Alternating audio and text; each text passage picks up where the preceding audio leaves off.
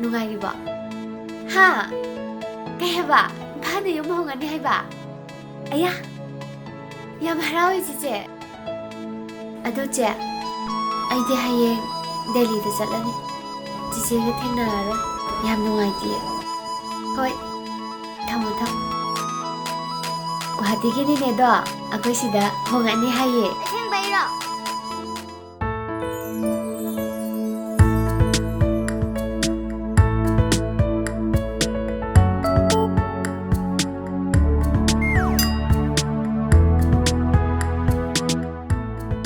Mo Karino ayuksida pulau lauri dubo.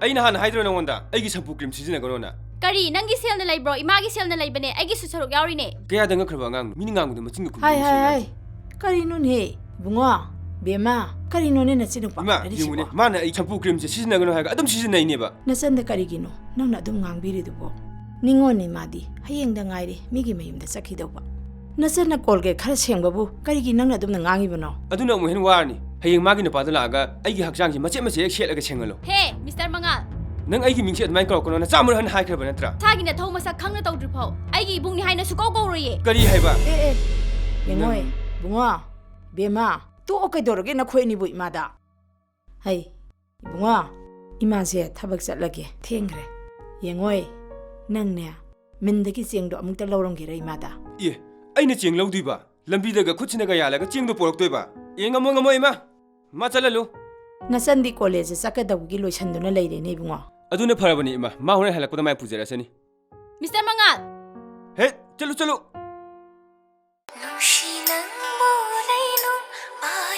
Hello? Hayo. Hai, ai thambo ni nei, thambo. Tabak sidai chahi kuntra hai no wakal le ba mini ne ya. Hera. Oh, yare. Kange. Nangi ware no nga karu tani de ya. Hey, phone thamo. Thamo.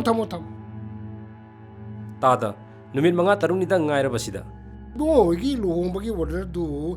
He, no mo da loi ni da. Na sumdauro.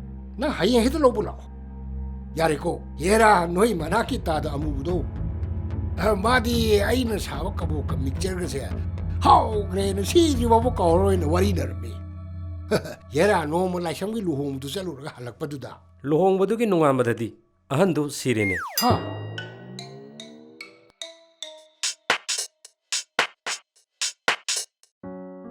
somdauro.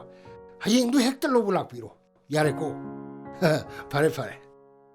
Hey mo isi lising tere ka chani tare ko. Yare. Masih. Wah, enggak ini, enggak piro no. Somdo ba, aku suai sih. Ayo nungguin dah bot toy. Tapi dah nunggang toy. Aduh parah.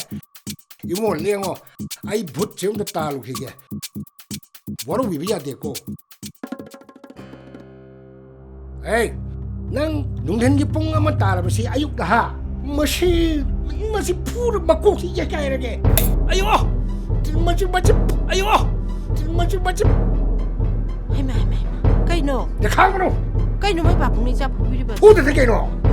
ten ko sine phu doi ba Tiang ko cina sudari ne. ma di kari gi phuri ba Kali ke puroi dori no. Ha, nungguin gipong amat talu bawa macam maya bau seng tu mana. Cakom desa cang maya bro. Ha, cakom desa cang ya berapa? o du bo ba Ha, kata roba. ma di ne se sina phujan Ha, cuma mesin dia kaya lagi. phujan lo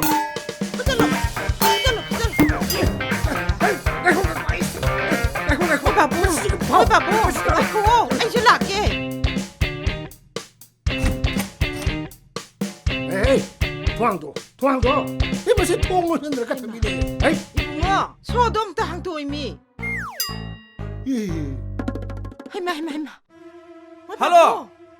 Police station lo. Akwai du huran bani le re. Aina cholo la thamme ka da. Yam thu nam da pick up to biwa. bungo akhoi na kari la dana Kari gi landne. Noi nai pok piris de.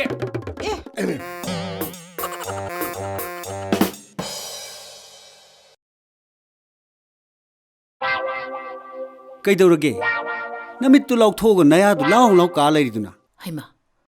ꯀꯩꯗꯧꯔꯒꯦ ꯃꯣꯏ ꯄꯥꯕꯨꯡꯅ ꯉꯔꯪ ꯉꯔꯪ ꯉꯪꯉꯒ ꯉꯥꯡꯉꯤꯗꯨꯕꯣ? ꯉꯔꯪ ꯉꯔꯪ ꯉꯪꯕ ꯅꯠꯇꯦꯗ. ꯑꯩꯒꯤ ꯍꯨꯏꯁꯤꯗ ꯉꯥꯡꯕꯅꯤ. ꯍꯨꯏꯒꯤ ꯃꯄꯣꯛ ꯑꯣꯏꯔꯕꯁꯨ ꯃꯤꯑꯣꯏꯕꯗꯒꯤ ꯌꯥꯝꯅ ꯍꯦꯟꯅ ꯅꯨꯡꯉꯥꯏꯈ꯭ꯔꯕꯖꯥꯠꯅꯤ. ꯁꯤꯗꯗꯤ ꯃꯄꯥꯒꯤ ꯍꯣꯇꯦꯜꯅꯤ ꯈꯜꯂꯒ ꯂꯦꯝꯅ ꯆꯥꯕ ꯃꯤ ꯌꯥꯝ ꯂꯩꯈ꯭ꯔꯄꯣꯠꯅꯤ. ꯀꯅꯥꯗꯅꯣꯃꯤ ꯃꯣꯏ ꯄꯥꯕꯨꯡꯅ ꯉꯥꯡꯉꯤꯗꯨꯕꯣ? ꯀꯅꯥꯗ ꯑꯣꯏꯅꯤ? ꯑꯩꯒꯤ ꯏꯆꯥ ꯅꯤꯡꯊꯧꯁꯤꯗꯅꯤ. ꯑꯁ ꯅꯣꯏ ꯅꯄꯥꯅ ꯆꯥꯏ ꯋꯥꯁꯤꯗꯤ.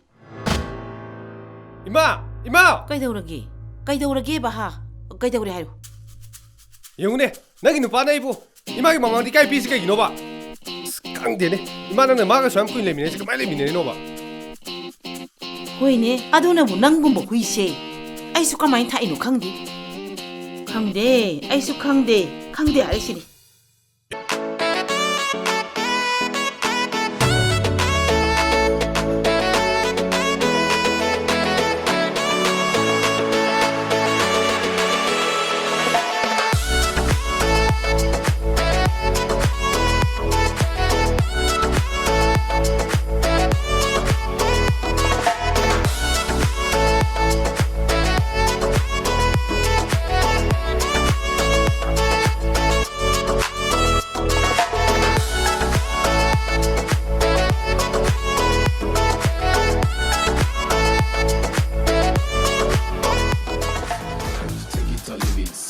ꯐꯦꯡꯉꯁꯦ ꯍꯧꯖꯤꯛꯐꯥꯎ ꯍꯦꯛ ꯂꯥꯛꯇꯦꯕ. ꯁꯤꯅ ꯍꯦꯛ ꯍꯜꯂꯛꯑꯗꯤ ꯆꯥꯔꯒꯦꯒ ꯊꯛꯑꯒꯦꯒ ꯇꯧꯔꯅꯤ ꯍꯥꯏꯕ. ꯀꯩꯗꯧꯔꯒꯦ ꯏꯁꯧ ꯑꯗꯨꯛ ꯂꯥꯡꯉꯤꯗꯨꯕꯣ? ꯍꯣ ꯍꯧꯖꯤꯛ ꯐꯥꯎꯕꯅꯦ ꯅꯪ ꯅꯆꯥꯅꯨꯄꯥ ꯅꯤꯡꯊꯧꯗꯣ ꯍꯜꯂꯛꯇ꯭ꯔꯤꯌꯦ. ꯃꯄꯥꯅ ꯃꯔꯣꯜ ꯑꯃ ꯃꯆꯥꯅ ꯃꯔꯣꯜ ꯑꯃ ꯄꯦꯜꯂꯕꯅꯦ ꯑꯩꯗꯤ ꯄꯦꯜꯂꯕ. ꯅꯆꯥ ꯇꯣꯝꯕꯗꯣ ꯌꯥꯝ ꯅꯥꯎ ꯆꯥꯎꯍꯟꯗꯥꯏꯅꯦ? ꯍꯣ ꯇꯥꯏꯅꯔꯣ ꯇꯥꯏꯅꯔꯣ. ꯅꯣꯏ ꯅꯄꯥ ꯅꯆꯥꯒꯤꯗꯤ ꯑꯩ ꯂꯩꯕꯁꯦ ꯇꯥꯏꯁꯤꯟꯐꯝ ꯂꯩꯔꯕꯅꯤꯅ ꯅꯨꯡꯉꯥꯏꯔꯦꯅꯦ ꯍꯥ. ꯀꯩꯅꯣ ꯇꯧꯏꯁꯤꯕꯣ? ꯑꯩ ꯉꯟꯇꯥꯁꯤꯗ ꯂꯥꯎꯏ ꯂꯥꯎꯅꯔꯗꯅ. ꯏꯃꯥ ꯏꯄꯦꯝꯃ ꯏꯃꯥ ꯏꯄꯦꯝꯃ. ꯅꯪ ꯑꯃꯨꯛ ꯍꯧꯒꯠꯂꯛꯑꯕ? ꯐꯔꯦ ꯅꯣꯏ ꯅꯃꯥꯝꯆꯥ ꯊꯣꯛꯄ ꯇꯧꯍꯧꯔꯣꯀꯣ. ꯑꯅꯥꯕ ꯐꯪꯉꯤ ꯃꯤ ꯑꯣꯏꯗꯦ. 이붕어, 낭디 온타옥 능한 하고라크레다. 누미네 쌉 용호바니나 마이드 누사나가 야이라브로 하. 호이. 이붕어, 낭나 아무 똥징아이다네. 이마와 마하기. 까리 와노. 자자로바. 똥잉가 간지. 아슈나 띠다. 너희 다다기 오피스키냐 리셉션기 아마 항해 하이바니. 아도 낭 추장 홍나바 떠오시다나. 까리야바. 리셉션기 타바 해봐.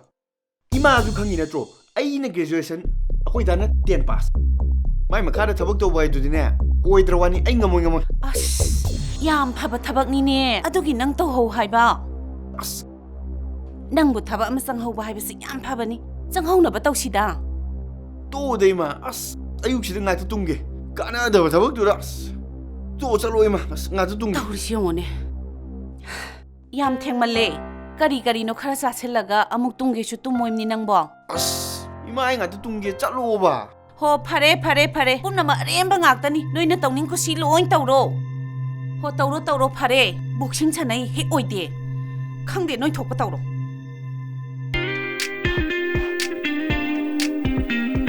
맞으래 헤이 맞으래 가그럼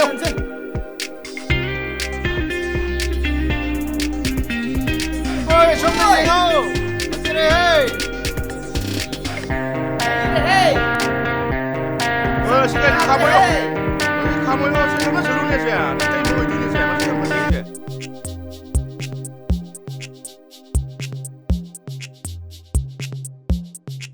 폰 아무튼 이용해라. 폰 아무튼 이용해라. 아떼 또 부족 그래 야우리.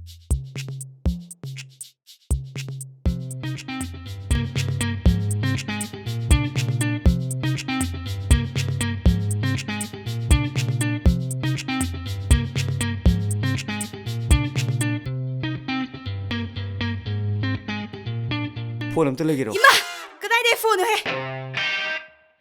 손로 좀 엄청 무서.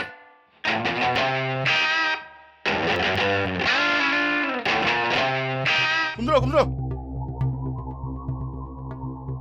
어이, 커트러. 아이 난 좀 잘라. 나는 좀 잘라. 때문에 형 아이 좀 내게 것이다.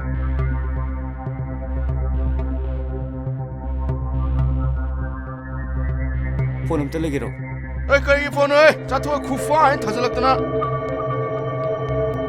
ꯀꯩꯅꯣ ꯁꯤꯕꯨ ꯉꯥꯎꯕ ꯀꯩꯅꯣ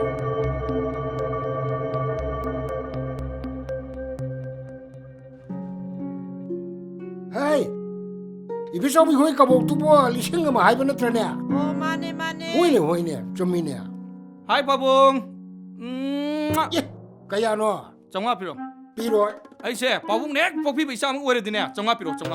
Ai se, nangi aseng mun na pa wera ba. Nang sina ai gi aseng bi isa wera ba. Nangi na khutun suru ka tanjau, nangi wojau ai di piro. Oh, idea bibira pakidamakta. Thanks pabong. Oh, ai kuchina. Hoi ne nangi na khutun suru ka nang na tanjau wei ba. Oh.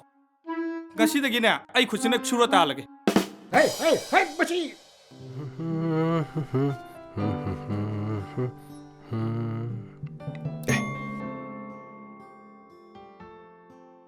ꯍꯩꯃꯥ ꯏꯕꯨꯡꯉꯣ ꯑꯝꯇ ꯉꯥꯏꯈꯣ ꯑꯗꯣ ꯁꯪꯒꯣꯝꯒꯤ ꯄꯩꯁꯥꯅꯤ ꯍꯩꯃꯥ ꯉꯥꯏꯈꯣꯏꯕ ꯑꯦ ꯍꯩꯃꯥ ꯁꯤꯗꯤ ꯑꯩ ꯐꯨꯔꯤꯅꯤꯅꯦ ꯑꯦ ꯉꯥꯏꯈꯣꯃꯤ ꯅꯪꯕꯣ ꯍꯩꯃꯥ ꯍꯩ ꯉꯁꯤ ꯑꯩ ꯐꯨꯔꯤꯅꯤꯅꯦ ꯍꯩ ꯉꯥꯏꯈꯣꯅꯦ ꯍꯩꯃꯥ ꯑꯩꯒꯤ ꯕꯦꯛꯇꯣ ꯑꯃꯨꯛ ꯌꯥꯎꯔꯝꯗ꯭ꯔ ꯃꯥꯜꯂꯦꯅꯦ ꯃꯣꯏ ꯄꯥꯕꯨꯡ ꯑꯩꯒꯤ ꯕꯦꯛꯇꯣ ꯑꯗꯨꯗ ꯂꯩꯍꯧꯔ ꯃꯥꯜꯂꯦ ꯑꯁ ꯍꯣꯕꯦ ꯇꯧꯕꯁꯤꯗ ꯍꯦꯛ ꯀꯥꯎꯋꯦ ꯑꯗꯨꯋꯥꯏꯗ ꯂꯩꯕ꯭ꯔꯥ ꯑꯝꯇ ꯌꯦꯡꯕꯤꯌꯨꯅꯦ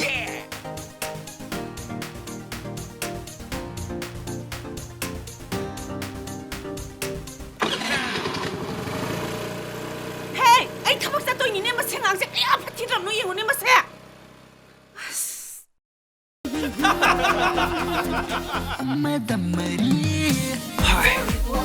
ꯑꯥꯗꯤ ꯅꯨꯄꯤꯁꯤ ꯑꯁ ꯋꯥ ꯐꯖꯩꯌꯦ ꯐꯖꯩꯌꯦ Anh ơi, sao anh phải dây xin đi? ꯀꯩꯅꯣꯅꯦ Santuê. Lấy sao người đi cầm máy tổng. Chắc mà xin anh chứ nào. ꯑꯁ Hai domcha.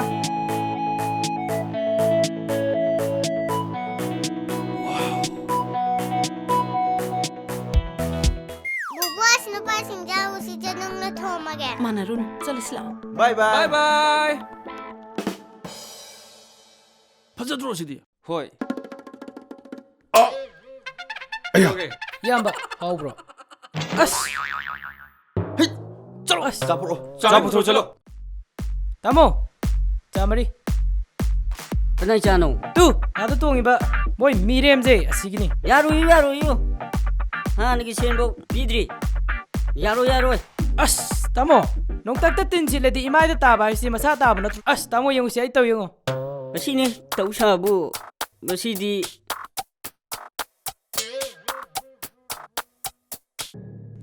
ꯅꯣꯏ ꯉꯁꯤ ꯈꯪꯅꯤ ꯅꯣꯏ ꯅꯝꯊꯤꯈ꯭ꯔꯕꯁꯤ ꯃꯥ ꯇꯧꯔꯤꯁꯤ ꯏꯌꯥꯝꯕꯁꯦ ꯏꯁꯄꯤꯁꯦꯜ ꯆꯥꯅꯤ ꯑꯗꯨꯅꯤꯗꯅ ꯉꯁꯤꯗꯤ ꯅꯅꯥꯎꯅ Good, ꯐꯖꯅ very good. ꯂꯩꯊꯔꯕꯅꯤ ꯏꯌꯥꯝꯕꯁꯤꯡꯁꯦ ꯐꯖꯅ ꯌꯥꯏ. ꯄꯤꯊꯛꯑꯒꯦ ꯇꯧꯕꯅꯤ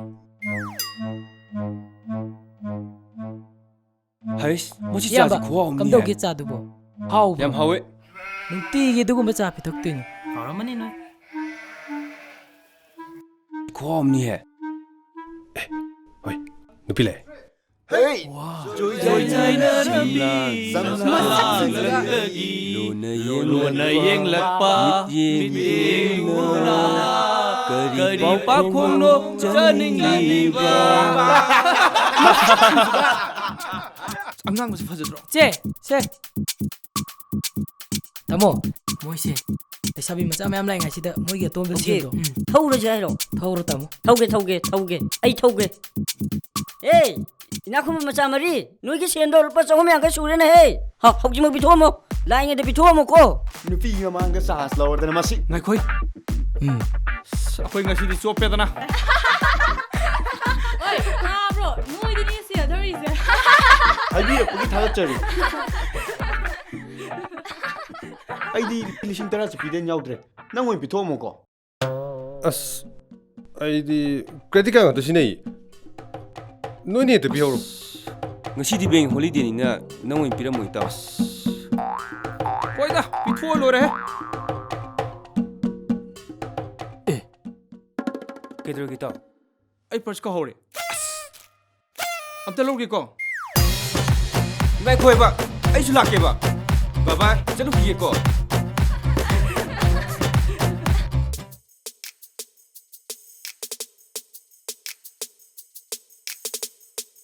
ꯅꯍꯥꯟꯒꯤ ꯐꯣꯟꯒꯤ ꯑꯣꯖꯥꯗꯣ ꯑꯃꯨꯛ ꯂꯥꯛꯑꯦ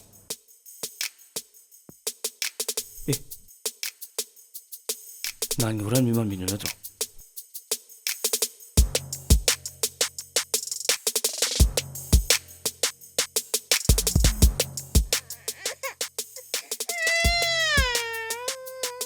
무슨 일이지? 뭐 좀 겁을 담으니. ꯃꯆꯥꯁꯤ ꯀꯞꯍꯜꯂꯒ ꯃꯥꯅ ꯃꯊꯤꯕꯣꯡꯁꯦ ꯆꯥꯔ ꯂꯩ ꯃꯕꯨꯛꯁꯦ ꯍꯦꯛ ꯅꯥꯔ ꯐꯒꯗꯝꯅꯤ ꯃꯁꯤ ꯉꯥꯎꯁꯤꯗ ꯃꯁꯤ ꯍꯦ ꯑꯉꯥꯡꯁꯤꯅ ꯀꯞꯄꯤꯁꯤ ꯅꯣꯏꯅꯤ ꯇꯥꯗꯕ꯭ꯔꯕ ꯅꯠꯇꯦ ꯅꯇꯩ ꯅꯅꯥꯎ ꯁꯥꯎꯅꯔꯒ ꯑꯉꯥꯡꯁꯤꯗ ꯇꯥꯏꯅꯩꯁꯦ ꯀꯩꯒꯤꯅꯣꯕ ꯅꯣꯏꯕꯣ ꯑꯩꯒꯤ ꯅꯠꯇꯦ ꯃꯥꯏ ꯃꯆꯥꯅꯤ ꯑꯩꯒꯤꯁꯨ ꯅꯠꯇꯦ ꯁꯤꯒꯣꯡꯒꯅꯤ ꯀꯔꯤ ꯅꯠꯇꯦ ꯃꯥꯒꯤ ꯃꯆꯥꯅꯦ ꯑꯩꯒꯤ ꯅꯠꯇꯦ ꯑꯩꯗꯤ ꯂꯩꯁꯥꯕꯤꯅꯦ ꯄꯥꯈꯪꯅꯤ ꯄꯥꯈꯪ ꯅꯠꯇꯦ ꯑꯁ ꯆꯣꯞꯄꯦꯗꯅ ꯌꯥꯝ ꯏꯀꯥꯏꯖꯩꯌꯦ ꯆꯠꯂꯧꯔꯁꯤ ꯂꯥꯛꯑꯣ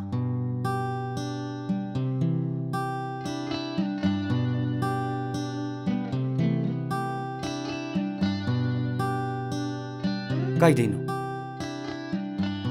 ꯍꯩꯉꯥꯡꯗꯒꯤ ꯁꯤ ꯆꯥꯎ. ꯆꯥꯅꯤꯡꯗꯦ ꯆꯥꯎꯕ. ꯌꯥꯔꯅꯤ ꯅꯪ ꯑꯗꯨꯝ ꯆꯥꯎꯋꯣ. ꯑꯗꯣ ꯑꯩ ꯀꯩꯅꯣꯝꯇ ꯍꯥꯏꯒꯦ. ꯍꯥꯏꯌꯣ.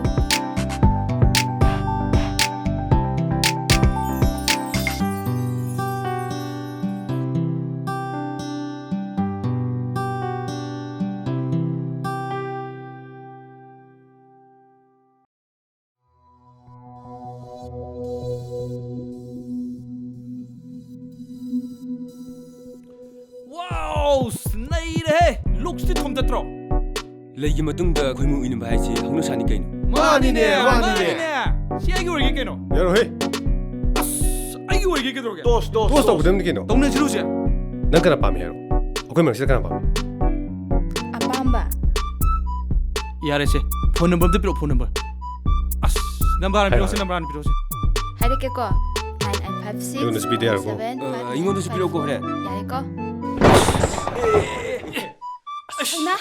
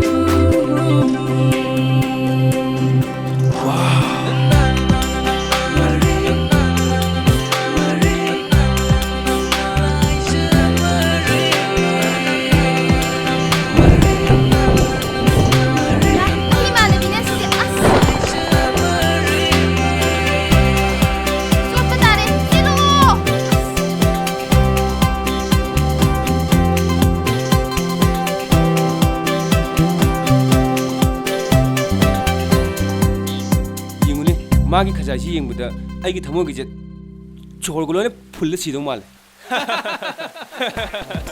마이 미팅 좀 띄우니. 엔지나 졸리포 진행은 따라.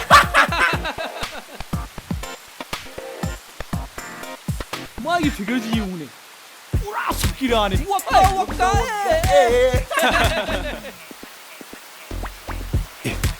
마이크 놓지 용. 깨르고 있을 때 봐봐. 마기 못 덤나니.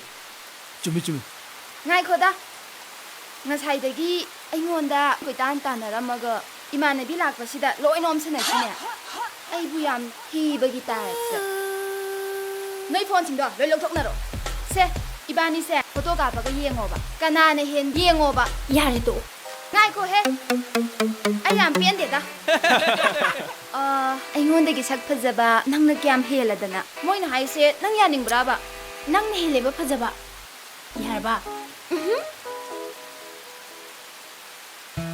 ꯀꯩꯅꯣ ꯃꯥꯟ ꯇꯧꯏꯁꯤꯅ 마이 넘버를 이렇게 노래 예고. ꯍꯜꯂꯣ ꯄꯨꯂꯤꯁ ꯁ꯭ꯇꯦꯁꯟꯂꯣ ꯄꯨꯂꯤꯁ ꯁ꯭ꯇꯦꯁꯟ ꯃꯥꯃꯥ ꯍꯥꯏꯅꯦ. ꯁꯤꯗ ꯀꯔꯟ ꯇꯥꯕ ꯅꯨꯄꯥ ꯈꯔ ꯂꯩꯔꯦ ꯃꯥꯃ ꯑꯝꯇ ꯂꯥꯛꯄꯤꯒꯦꯔꯥ ꯋꯦꯇꯤꯡ ꯁꯦꯠꯇ 농주항에 찔러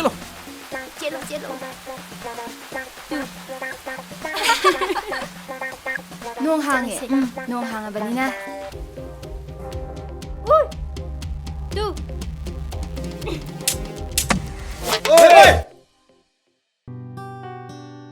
Hi Thaja. Ma, nang thengna ba yam phare. Sije sardan ta bibiu. Kaino, ngasi chatlaroidro? Akhoi mama do hauji yaroi hai. Yumda phajana pothalona hai. Akhoi ne do ai chatradi nungai daba. Inegi manakta amta chatluge tawba.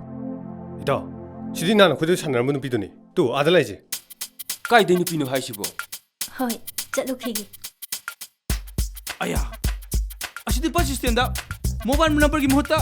Sana pun pina menu pi duni ne. 오이 쩔쩔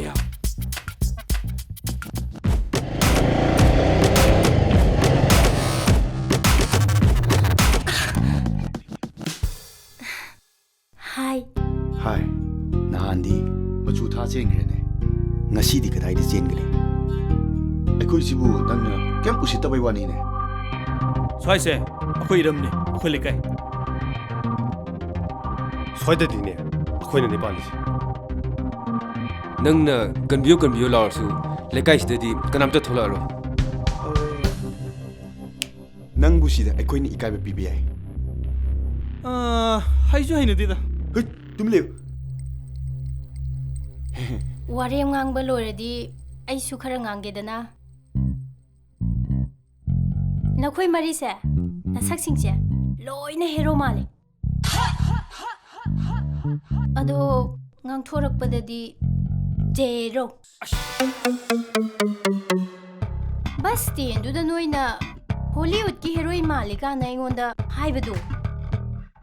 Adui sharuk ne Manipur film ki heroine Manda Kamala malika na haibiramadi ai kyam harauni. Noise yengbadadi phajayibako. Kamendadi yadre. 낭나 아두마이나 칼랑거니디 코디 강수 강다나. Uff, yarise. Pass is pass. Ado, noi mari singa sidagidi aiga friend oirase. Yai. Adu sirike dormino. Tu, ada get asangbam leise. Akhoi ne hogine bako. Adu magi ngasi mapok numitaba. Aduda yaurugi tawba. No shu chat pa yayi. Hoi, yai. Ado ayubudi phare ne. Noi mayam gidi ahan banina kamai changduiba. Ado nahan changamo. Akoi kei no khale la. Yayi. Adu akoi chachira. Chalo.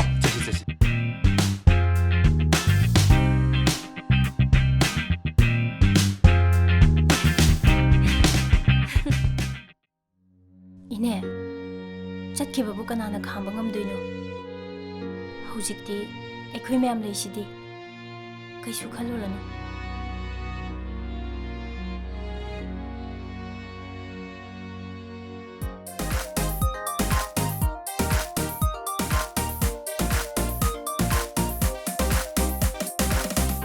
Hi. 낭디 얌투니 오늘 솔라이나. Hoi. Noi shu naruro aduga lao. 마마기네다 쿠더지 비루기 팔라게 Kuiruye, mining malak dengar muka. Adu kana, nang mapam di sumler muka. Koi patchang ge.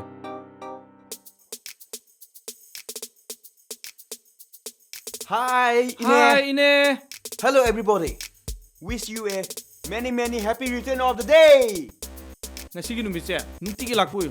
Adu kana, imaga pabunga na, nuai le lebiu. 마마기 이네가네 자히 짜마 분치 보여 Nang jupiru ke dro. 시디에 코이네 마푸다 니자리바 자히 양가이 수부기 이네가 마마게기 쿠톨니 럭신비오. 아이 오마.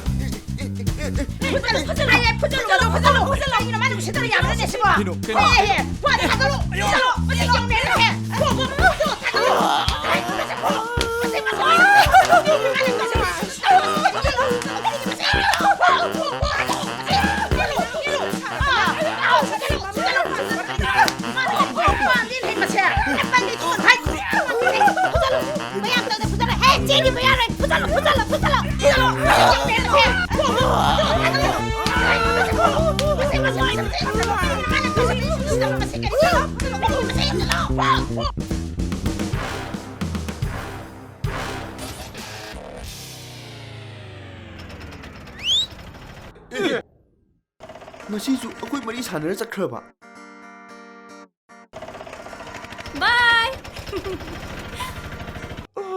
ꯑꯩꯈꯣꯏꯗꯒꯤ ꯀꯃꯥꯏꯅ ꯅꯥꯟꯊꯣꯛ ꯆꯠꯀꯦ ꯌꯦꯡ ꯇꯥꯃꯤꯅꯦ ꯃꯥ ꯐꯪꯗ꯭ꯔꯤꯐꯥꯎ ꯇꯥꯟꯅꯒꯗꯕꯅꯤ ꯃꯥ ꯂꯥꯎ ꯇꯥꯟꯅꯁꯤ ꯂꯥꯎ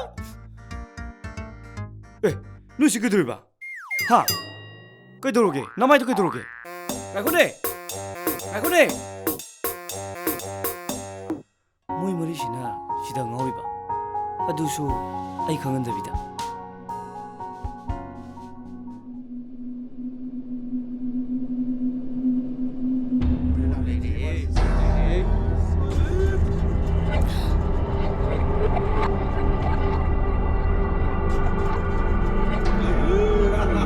Kaya ano yung off-stage eh?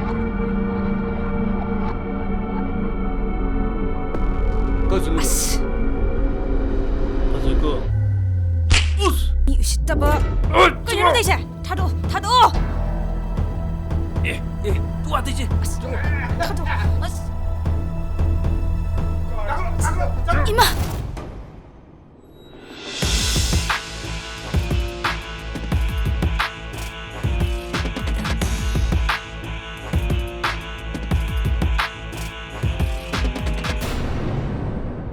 Kaya ba? 어디 해보라나 이제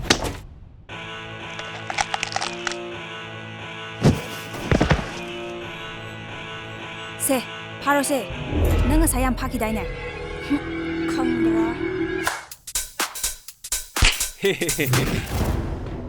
에이 엄마 야 치래 에이 엄마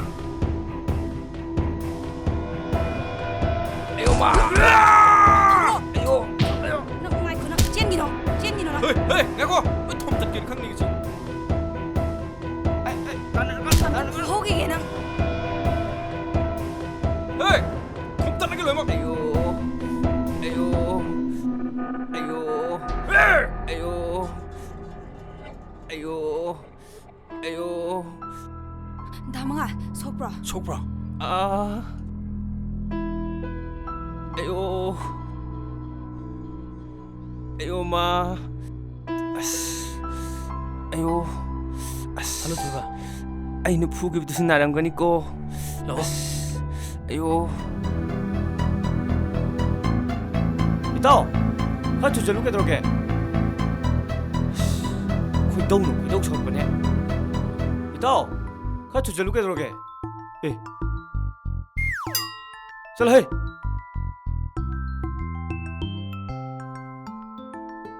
그이는 누구이시나 정우성 Kaino ni. Laite. 먹이니 왜 Laite. 필요 없니 맛이 Nang sidi.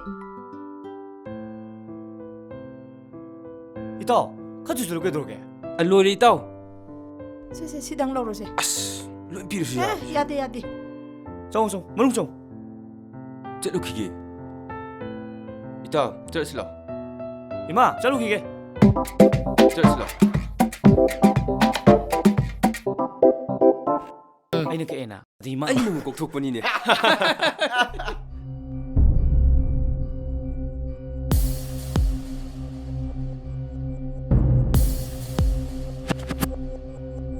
예 아든 빔질이 에 라오해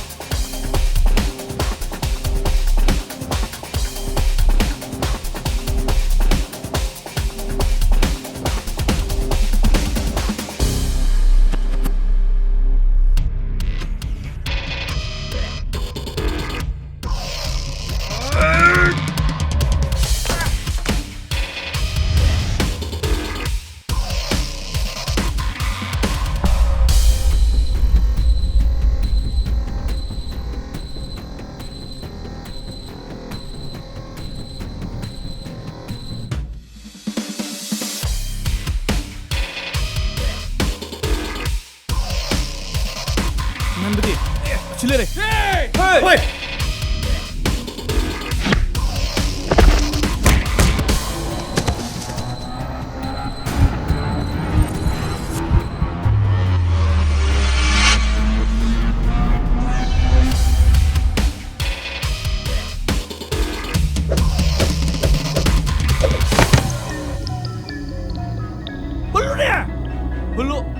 홀로.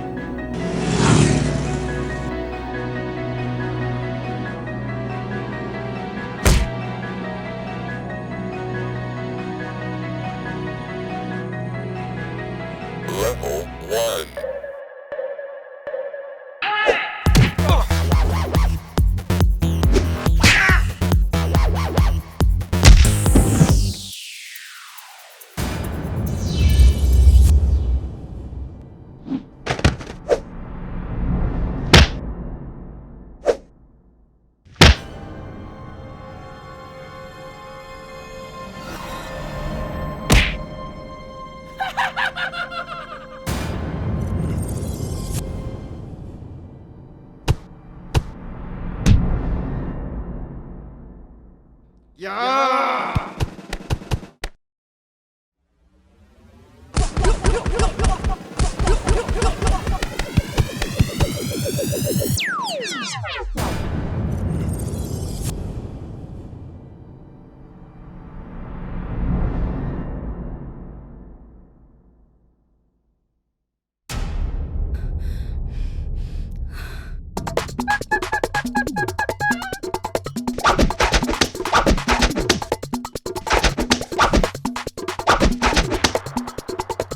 야, 고치는 거 고리니.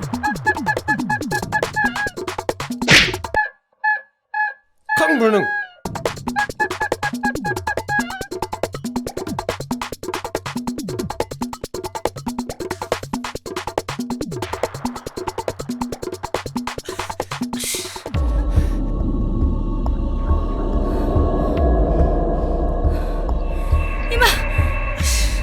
진짜 가슴다. 와래. ngopoti asai đi xin lời chứ Na thôi ba.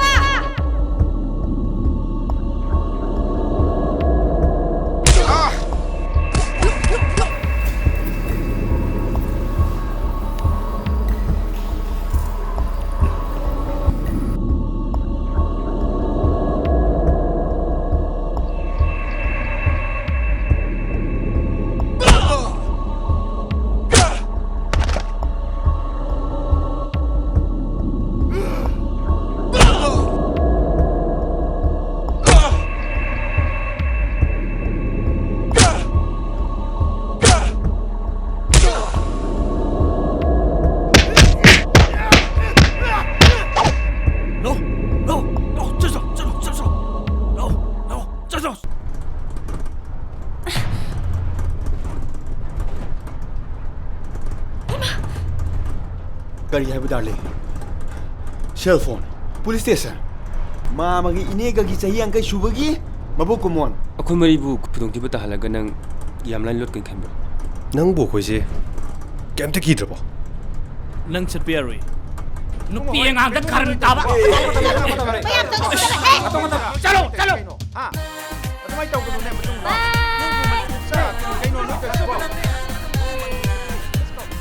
Easy, police the PJ ma'am.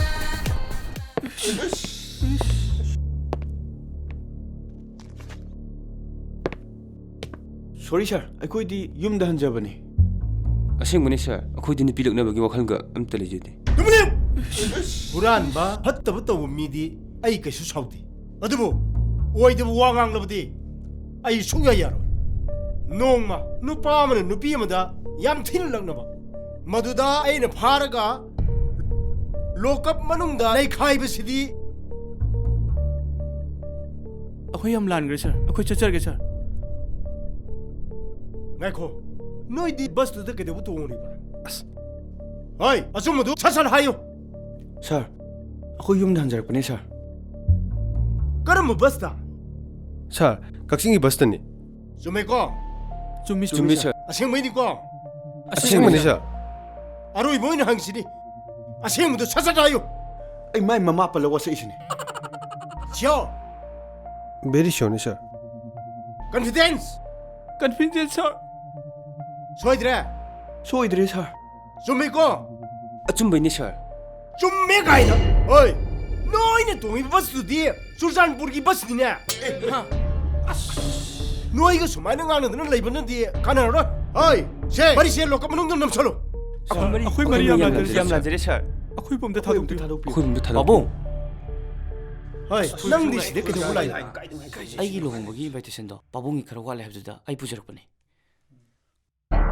에 누시 그들바 내가 어떤 시대 때라이 tumile oi moi singsi nangi na mana mang tara 마네 바보 아코이 클래스 미네 바보 madi akhoi beer 에 나제 바봉 뭐지 시대가 많이 나 oi moi ni lakpa nate ai ni purupani nupida ran to bogi 그이노 노시 법 겜 타도 들바 바봉 머코이는 강대나 떠봐 아라마싱도 나사기 마이행아가 가비요 pare pare oi noi mari ngasi di ai gi mak lakpa digi narai bo pharu khangaba ai ni thadobni kari gum matungda nupi hek lakna ba thyamnaraba mathang nupi ama ek thengnaraba akhoi lambi ama ek hongjarage 홍제라게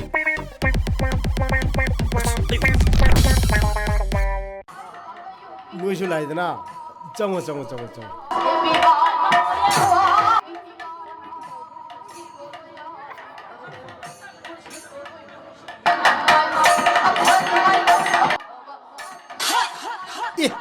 Sidi lahan gi ngau chana ba mari gi ni Uncle-gi imak nupado.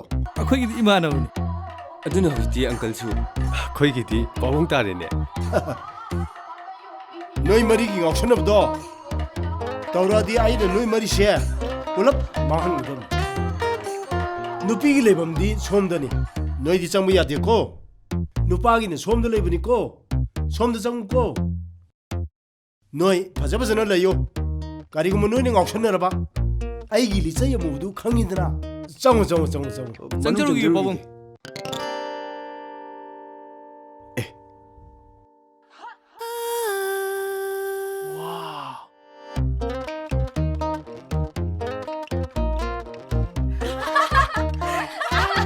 시수 fazadra sidi kaina jam fazaye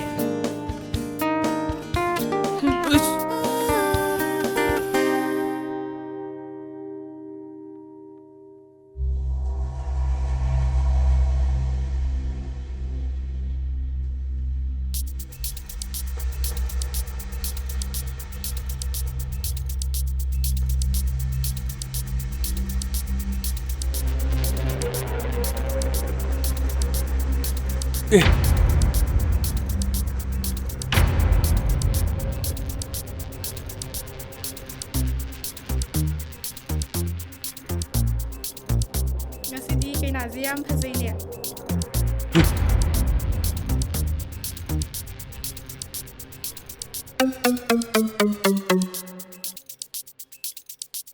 와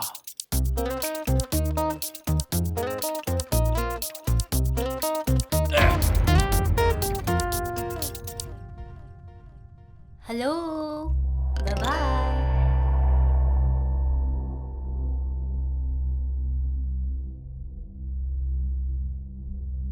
मधुगी नुपीदुना कैमरादा अखोइन तौरी म्यामदो record लोइन तौखरे माना record तो police ते पीखदी अखोइ लोइ लोरनी 나하와이디 ꯌꯥꯝ ꯂꯥꯏ ꯀꯣꯛꯄ ꯉꯝꯕꯅꯤ ꯍꯟꯗꯛꯀꯤꯁꯤꯗꯤ ꯀꯣꯛꯄ ꯉꯝꯅꯤ ꯊꯥꯖꯗ꯭ꯔꯦꯕꯣ ꯑꯩꯈꯣꯏꯗꯤ ꯈꯔ ꯐꯩꯅꯦ ꯅꯨꯄꯤꯒꯤ ꯐꯤꯔꯣꯜ ꯈꯔ ꯌꯦꯡꯉꯨꯕꯗꯪꯅꯤ ꯅꯕꯥꯅꯤꯗꯤ ꯍꯦꯃꯟꯈ꯭ꯔꯦꯕꯣ ꯀꯩꯅꯥꯏ ꯀꯥꯗꯒ ꯆꯪꯗꯅ ꯇꯨꯃꯤꯟꯅꯒ ꯌꯦꯡꯗꯅ ꯅꯕꯥꯅꯤ ꯄꯨꯟꯁꯤ ꯂꯣꯏꯔꯦ ꯑꯩꯈꯣꯏ ꯌꯥꯎꯖꯔꯣꯏ ꯄꯨꯂꯤꯁꯅꯅꯦ ꯃꯀꯛ ꯀꯛꯑꯒꯅꯦ ꯁꯣꯏ ꯁꯤꯔꯅꯤ ꯁꯤꯗꯤ ꯂꯣꯏꯔꯦ ꯏꯗ ꯁꯤꯔꯅꯤ ꯑꯩꯗꯤ ꯍꯥꯟꯅ ꯍꯥꯏꯕꯅꯤ ꯀꯩꯅꯥ ꯀꯥꯗ ꯆꯪꯒꯨꯝꯖꯦꯅ ꯅꯪꯅ ꯀꯩꯅꯥ ꯀꯥꯗ ꯑꯃꯨꯛꯇꯪ ꯌꯦꯡꯉꯨꯖꯦꯅ ꯇꯧ ꯂꯩ ꯅꯠꯇ꯭ꯔꯥꯕ ꯃꯁꯤ ꯕꯦꯝꯃ ꯄꯣꯠꯆꯩ ꯃꯌꯥꯝꯗꯣ ꯌꯧꯔꯛꯑꯕ꯭ꯔꯥ ꯑꯧ ꯌꯧꯔꯛꯑꯦ ꯄꯣꯠꯆꯩ ꯃꯌꯥꯝꯁꯦ ꯑꯩꯈꯣꯏꯅ ꯀꯃꯥꯏꯅ ꯂꯣꯏꯁꯟꯗꯣꯏꯅꯣ ꯌꯥꯝꯗ꯭ꯔꯕꯗ ꯃꯤ 4-5ꯗꯤ ꯆꯪꯅꯤ ꯆꯨꯝꯃꯤ ꯆꯪꯅꯤ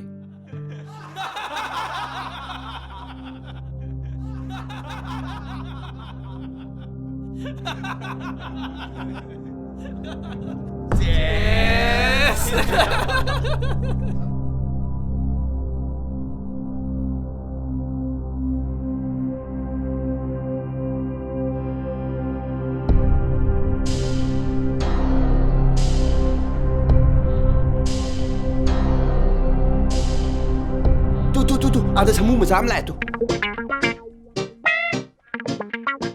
까이지 누피는 시보 사무 마사이 답도 잘라가 더모이가 질러 두가이래봐 광로 너트가 드럼로시 Nui namadi natandi noi draw darmoi draw. 노이 Noi de mi oyer nu he. Thank you Look khak kom da tar he. Thank you Noi de loi si he. Thank you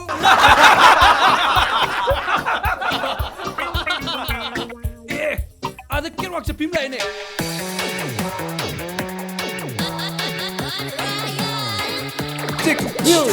뮤직 농디 농시 낭세 나서 퍼져버리나 마삭시가 Thank you 이마 Ê, lâu ơi. 이마 미 머리 망아 짱네 하이버도 아이 미닛 머리 만ung pubirak게 용 아이 lau asidam ta changus lau 까이드로 police station다. nateda mamagi yumse aikoina leire 아도 그 깨독지 하노 참가세 하러 natiye adui mathau tadi pot khara thangadaba adui mateng khara pangbiyu haige tobuni 아코니 포체 탕두바 나 아코지 가나노 캉브로 khongina video dane noi mari se aina loina khangi noi ani budi khara phai aduga maga sigadi adui video do aina police ta piradi noi 아도 하는 거 사진 싱베 빼야죠 비디오도 많이 먹고 들래 이게디 아코 보지 먹고 들래리 아코이 매 암절가 카르토. 자슬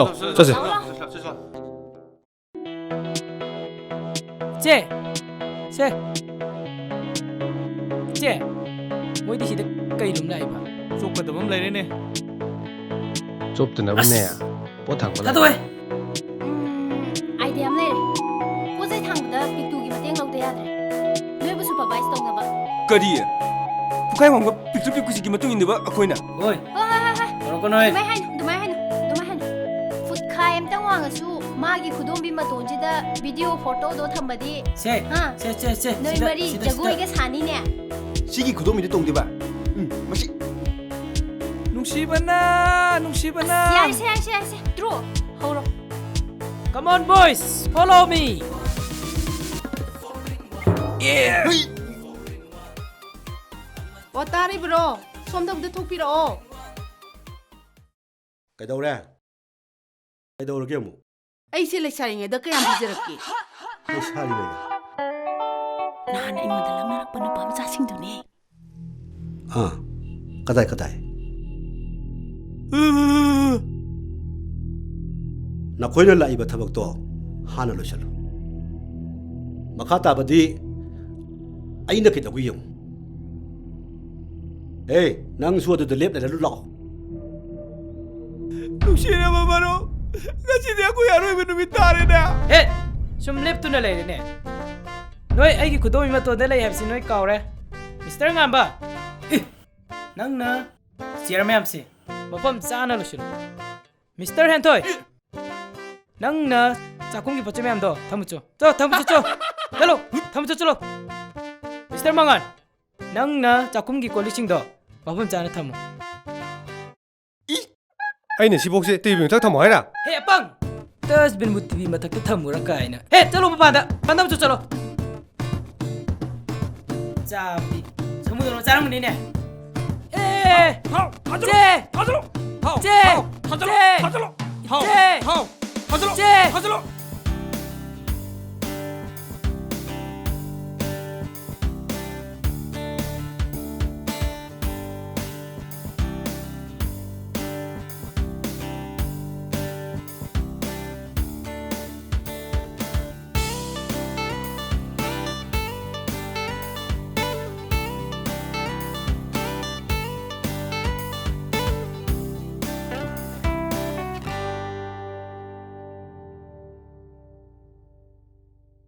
와우. ꯍꯣꯏ ꯏꯃꯥ ꯁꯤꯗꯩ ꯀꯩꯁꯨ ꯇꯧ ꯉꯝꯃꯔꯣꯏ ꯑꯩꯈꯣꯏ ꯆꯠꯂꯒꯦ ꯀꯩꯅꯣ ꯃꯌꯥꯝ ꯑꯁꯨꯛ ꯊꯨꯅ ꯀꯣꯟ ꯐꯦꯡꯒꯗꯕ ꯐꯤ ꯁꯨꯒꯗꯕ ꯃꯌꯥꯝ ꯑꯃ ꯋꯥꯠꯂꯤ ꯍꯥ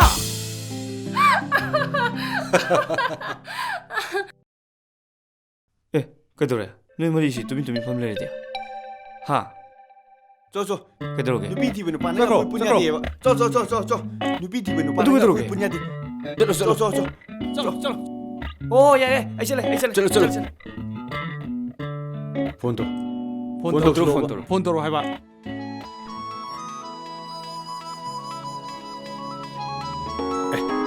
ring chale Hello? ꯑꯩ ꯏꯟꯁꯄꯦꯛꯇꯔ ꯑꯪꯀꯜꯅꯦ Kanano inspector uncle na di? Oh, ꯂꯝꯕꯤꯗꯒꯤꯅꯦ ꯐꯣꯟ ꯇꯧꯔꯛꯏꯁꯦ ꯄꯨꯂꯤꯁ ꯁ꯭ꯇꯦꯁꯟ ꯍꯥꯏꯌꯣ ꯑꯣ ꯂꯝꯕꯤꯗꯒꯤ ꯅꯠꯇꯦ ꯄꯨꯂꯤꯁ ꯁ꯭ꯇꯦꯁꯟꯗꯒꯤꯅꯦ uncle, kay haidoino. ꯍꯣꯏꯅꯦ ꯑꯪꯀꯜꯅꯤꯅꯦ ꯈꯣꯟꯖꯦꯜ ꯈꯪꯗ꯭ꯔꯕꯣ Konjel se kitang budi ongum tawida. ꯂꯣꯛ ꯈꯔ ꯊꯨꯡꯕ ꯑꯗꯨꯒꯤꯅꯤ Aina male dunine. Kesetu gi phone tor korangani. ꯅꯪꯗꯤ ꯀꯃꯥꯏ ꯈꯪꯉꯤꯕ Adu natadi kaidawai phone tor tuiba. ꯑꯦ ꯌꯥꯝꯅ ꯏꯟꯇꯦꯂꯤꯖꯦꯟ ꯂꯩꯕ ꯅꯨꯄꯤꯅꯤꯅꯦ ꯃꯗꯨ ꯀꯦꯁꯦꯠꯇꯣ ꯌꯥꯝ ꯊꯨꯅ ꯑꯩꯉꯣꯟꯗ ꯄꯤꯔꯛꯑꯣ ꯑꯩꯒꯤ ꯏꯆꯥꯒꯤ ꯃꯃꯥꯟꯅꯕ ꯃꯣꯏ ꯃꯔꯤꯗꯣ ꯑꯗꯨꯗ ꯂꯥꯛꯀꯅꯤ ꯃꯣꯏ ꯃꯔꯤꯗ ꯀꯦꯁꯦꯠꯇꯣ ꯄꯤꯔꯛꯑꯣ Mari haibu kanano? Oh, mathong huktaba lambida da laiba mari duro. thok to mani ka he ꯀꯦꯁꯦꯠꯇꯣ ꯑꯩꯈꯣꯏ ꯈꯨꯠꯇ ꯌꯧꯗꯤ ꯌꯧꯈꯤꯁꯅꯨ ꯈꯪꯅꯤꯕ ꯃꯥ ꯆꯠꯂꯣ ꯍꯣꯏ ꯃꯊꯣꯡ ꯍꯨꯛꯇꯕ ꯃꯔꯤꯗꯣ ꯑꯗꯨꯗ ꯄꯤꯔꯛꯑꯣ Pirake. Moi jingdo in tharo. Sir ꯈꯨꯁꯥꯗꯤ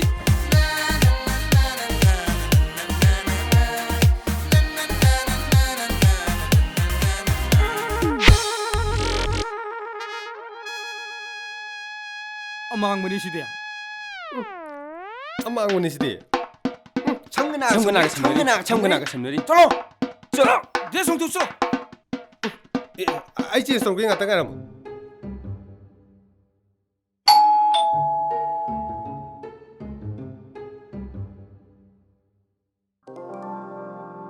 Eh, surprise.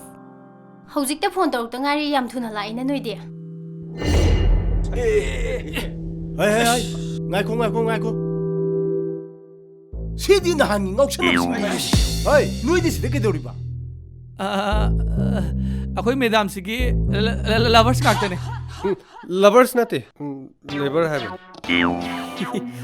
ꯃꯥꯏꯁꯨ ꯃꯇꯝ ꯆꯞ ꯆꯥꯅ ꯂꯥꯛꯄ ꯌꯥꯝꯅ ꯐꯔꯦ ꯅꯣꯏ ꯄꯨꯝꯅꯃꯛ ꯁꯤꯒꯤ ꯂꯨꯍꯣꯡꯕꯒꯤ ꯚꯤꯗꯤꯑꯣꯁꯤꯗ ꯂꯣꯏꯅ ꯌꯦꯡꯈ꯭ꯔꯕꯣ ꯂꯣꯏꯅ ꯌꯦꯡꯉꯦ ꯅꯣꯏꯁꯤꯡꯁꯦ ꯀꯥꯟꯅꯗꯕ ꯉꯥꯛꯇꯅꯤ ꯂꯣꯏꯁꯤꯟꯕꯅ ꯐꯔꯕꯅꯤ ꯂꯣꯏꯁꯤꯟꯒꯦꯗ ꯍꯩ Uncle, nongwaidu phikhau yaugi daine. ꯍꯣꯏꯅꯦ ꯑꯦ ꯃꯣꯏꯗꯤ ꯀꯥꯏ ꯆꯠꯈ꯭ꯔꯦ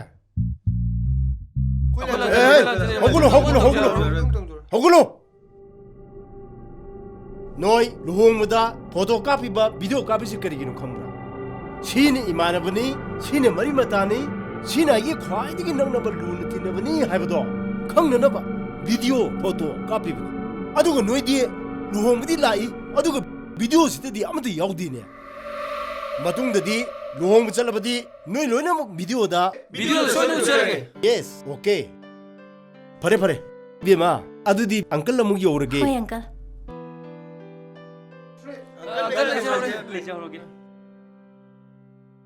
ꯑꯗꯨꯗꯤ ꯅꯪꯅ ꯚꯤꯗꯤꯑꯣꯗꯣ Aina delete tawkhre. ꯅꯪꯅ ꯍꯟꯖꯤꯟ ꯀꯟꯕꯤꯔꯦ ꯍꯧꯖꯤꯛꯀꯤ ꯄꯨꯂꯤꯁꯇꯨꯅ ꯈꯪꯉꯗꯤ ꯑꯩꯈꯣꯏ ꯃꯈꯥꯊꯥꯡ ꯑꯣꯜꯂꯒ ꯖꯥꯠꯂꯒ ꯊꯝꯗꯣꯏꯅꯤ Ngai khune. Noi na hojik police to asong kiri se kaigino. Noi ma'am jai ngonda karan khara taidana. Adu da ina sanagen sanab.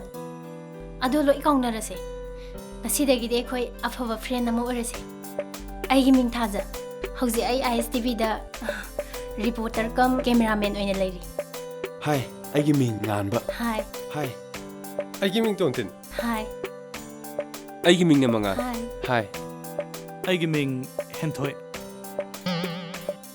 Adu post box to di lonjalu dana. How? Nine. Ngasidi kaka hoi ma'am la aduna kona sanarasi ko.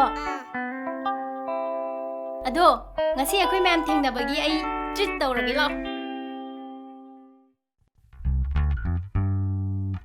ꯌꯨꯝꯗ ꯑꯩꯈꯣꯏ ꯃꯥꯒ ꯄꯥꯕꯨꯡꯒ ꯑꯝꯇ ꯂꯩꯇꯕ ꯃꯣꯏ ꯊꯕꯛ ꯑꯃ ꯆꯠꯊꯣꯛꯈꯤꯕ ꯑꯗꯨꯅ ꯑꯩꯁꯦ ꯆꯥ ꯂꯣꯟꯕ ꯈꯣꯠꯄ ꯀꯌꯥ ꯇꯧꯗꯕ ꯑꯗꯣ ꯑꯩ ꯃꯄꯥꯟꯗꯩ ꯂꯩꯔꯨꯒꯦ ꯇꯧꯕꯅꯦ ꯊꯥꯖ ꯃꯄꯥꯟꯗ ꯂꯩꯔ ꯀꯩꯗꯧꯗꯣꯏꯅꯣ ꯆꯥꯛꯈꯨꯝꯗ ꯃꯆꯜꯁꯤꯡ ꯂꯩꯍꯧꯕ꯭ꯔꯥ ꯆꯥ ꯂꯣꯟꯅꯕ ꯈꯣꯠꯅꯕ ꯂꯣꯏ ꯂꯩꯍꯧꯕ꯭ꯔꯥ ꯑꯗꯨꯕꯨꯗꯤ ꯂꯩꯌꯦ ꯑꯗꯣ ꯑꯩ ꯀꯌꯥ ꯇꯧꯗꯦ ꯍꯥꯏꯕ ꯑꯩ ꯂꯣꯏ ꯇꯧꯒꯦ ꯂꯥꯛꯁꯦ ꯅꯣꯏ ꯆꯥꯛꯈꯨꯝ ꯀꯥꯏ ꯂꯩꯒꯦ ꯀꯩꯅꯣ ꯅꯪꯕꯨ ꯍꯩꯕ꯭ꯔꯣ ꯍꯩꯕꯅꯦ ꯑꯩ ꯂꯣꯏ ꯇꯧꯒꯦ ꯂꯥꯛꯁꯦ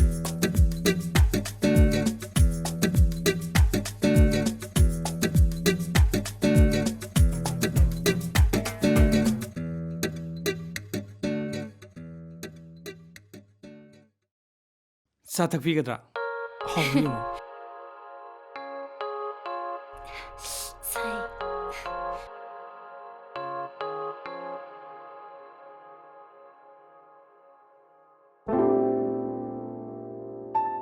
ꯌꯥꯗ꯭ꯔꯕꯣ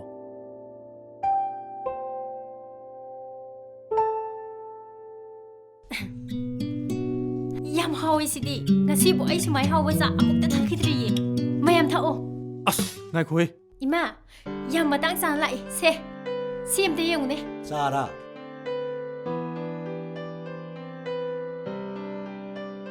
ꯍꯩꯃ ꯁꯤꯗꯤ ꯌꯥꯝ ꯍꯥꯎꯋꯤꯅ ꯃꯥꯅꯦ ꯂꯣꯂꯤ ꯃꯥꯒꯤ ꯃꯃꯤꯡ ꯍꯦꯟꯊꯣꯏ ꯀꯧꯏ ꯍꯣꯏ ꯄꯥꯕꯨꯡ ꯄꯥꯕꯨꯡ ꯃꯥꯁꯦ ꯊꯣꯡꯕ ꯊꯥꯛꯄ ꯌꯥꯝ ꯍꯩꯌꯦ ꯍꯦꯟꯊꯣꯏ ꯅꯪꯉꯣꯟꯗ ꯂꯩꯒꯗꯕ ꯅꯨꯄꯤꯗꯨꯗꯤ ꯃꯔꯥꯏꯕꯛ ꯌꯥꯝ ꯐꯔꯝꯃꯦ ꯅꯪꯒꯨꯝꯕ ꯐꯪꯖꯕꯒꯤ ꯑꯗꯨꯒ ꯄꯥꯕꯨꯡ 마기 ꯃꯃꯤꯡꯅ ꯃꯉꯥꯜ 마세 이세이 사이랭 이be ꯌꯥꯝ ꯍꯩꯌꯦ 마기 머름다디 아주 ꯈꯪ이다 ꯑꯕꯤꯗ 누피 우나보다 마는 ꯉꯥꯡꯕꯁꯤ ꯑꯔꯣꯏꯕꯤꯅꯤ ꯄꯥꯕꯨꯡ ꯑꯩ ꯀꯦꯝ ꯂꯪꯉꯥꯗꯦ ꯄꯥꯕꯨꯡ ꯑꯩ ꯂꯣꯏ ꯇꯥꯔꯕꯅꯤꯀꯣ ꯑꯩ ꯂꯣꯏ ꯎꯔꯕꯅꯤ ꯅꯍꯥꯟ ꯂꯝꯕꯤꯗ ꯅꯈꯣꯏꯅ ꯅꯨꯄꯤꯕ ꯂꯥꯛꯄꯗ ꯂꯛꯅꯕ ꯈꯨꯂꯛꯅꯗꯨꯗꯤ ꯀꯔꯤ ꯍꯪꯉꯨꯔꯅꯤ ꯅꯨꯡꯗꯤ ꯅꯨꯡꯁꯤ ꯅꯪ ꯁꯦ ꯀꯥꯏ ꯇꯧꯕꯗꯣ 이미치는 우ꯍꯧꯔꯤꯕꯅꯤꯅꯦ ꯃꯉꯥꯜ ꯅꯪ ꯑꯩꯒꯤꯗꯃꯛ ꯏꯁꯩ ꯐꯖꯕ ꯑꯃ ꯏꯕꯤꯌꯨꯀꯣ ꯐꯤꯂꯝꯒꯤ ꯏꯁꯩꯒꯗꯤ ꯅꯠꯇꯦꯍꯦ ꯑꯩꯒꯤꯗꯪꯒꯤ ꯑꯣꯏꯕ ꯏꯁꯩ ꯐꯖꯕ ꯃꯔꯝꯗꯤ ꯑꯩꯈꯣꯏꯅꯒꯤ ꯃꯔꯤꯗꯤ ꯑꯃꯅꯤꯗꯅ 이마 마기 ꯃꯃꯤꯡꯅ ꯉꯥꯟꯕ ꯑꯩꯒꯤꯗꯤ ꯍꯥꯏꯅꯤꯡꯉꯥꯏ ꯀꯩꯁꯨ ꯂꯩꯇꯦꯗ ꯆꯣꯍꯦ ꯀꯩꯗꯧꯕꯩ ꯂꯩꯔꯣꯏꯗꯣꯏꯅꯣ 이마 ꯄꯥꯕꯨꯡ ꯇꯤꯝꯁꯤꯒꯤ ꯈ꯭ꯋꯥꯏꯗꯒꯤ ꯐꯥꯎꯕ ꯂꯤꯗꯔꯁꯦ ꯃꯥꯅꯤ ꯒꯥꯔꯤ ꯊꯧꯕꯒꯁꯦ ꯌꯥꯡ ꯊꯧꯒ꯭ꯔꯖꯥꯠꯅꯤ ꯉꯥꯟꯕ ꯑꯩꯅ ꯅꯪꯒꯤ ꯄꯨꯟꯁꯤꯕꯨ ꯌꯥꯝ ꯄꯥꯝꯖꯩ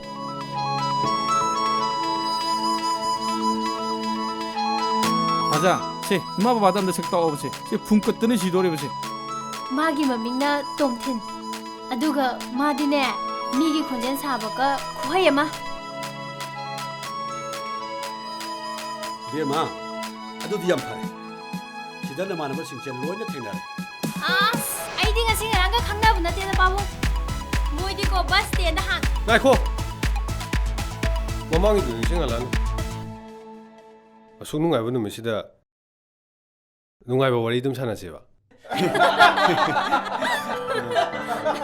ꯄꯥꯕꯨꯡ ꯑꯩꯈꯣꯏ ꯆꯠꯆꯔꯨꯈꯤꯒꯦ ꯑꯝꯇ ꯉꯥꯏꯈꯣ ꯃꯌꯥꯝ ꯉꯥꯏꯈꯣ ꯑꯩꯈꯣꯏ ꯁꯤꯕꯨ ꯀꯔꯝ ꯀꯥꯟꯗ ꯑꯃꯨꯛ ꯊꯦꯡꯅꯗꯣꯏꯅꯣ ꯅꯪ ꯍꯥꯏꯔꯣ ꯍꯌꯦꯡ ꯄꯨꯡ 5ꯒꯤ ꯃꯣꯔꯅꯤꯡ ꯋꯥꯛꯀꯤꯡꯗ ꯑꯣꯏꯅ ꯊꯦꯡꯅꯁꯦ 5 ꯄꯨꯡ 5ꯒꯤ ꯃꯣꯔꯅꯤꯡ ꯋꯥꯛꯀꯤꯡ ꯃꯇꯝꯗꯣ ꯈꯔ ꯁꯦꯝꯗꯣꯛꯂꯒ 11 ꯃꯈꯥꯏ 11 ꯄꯨꯡ 12 ꯁꯥꯏ ꯊꯦꯡꯉꯦ ꯆꯠꯂꯣꯍꯦ ꯀꯩꯅꯣ ꯉꯥꯡꯉꯤꯗꯨꯕꯣ ꯑꯁ ꯌꯥꯍꯧ ꯌꯥꯝ ꯊꯦꯡꯕ꯭ꯔꯥ ꯍꯥꯏꯁꯤꯕꯣ ꯃꯈꯣꯏꯒꯤꯗꯤ ꯈꯪꯗꯦ ꯑꯩꯗꯤ 4 ꯃꯈꯥꯏꯗ ꯍꯧꯒꯠꯂꯦ ꯌꯦꯡꯉꯨꯅꯦ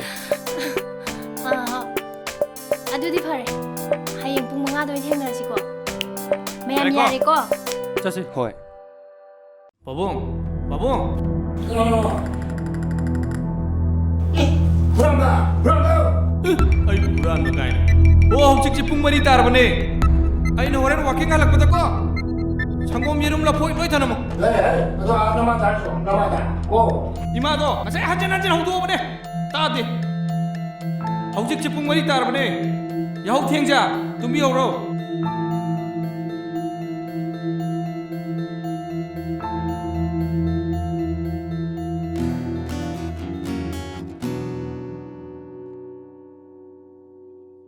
예 ꯁꯤ ꯀꯩꯗꯧꯏꯕ ꯀꯩꯁꯨ ꯇꯧꯗꯦ ꯀꯩꯅꯣ ꯏꯔꯤꯗꯨꯕꯣ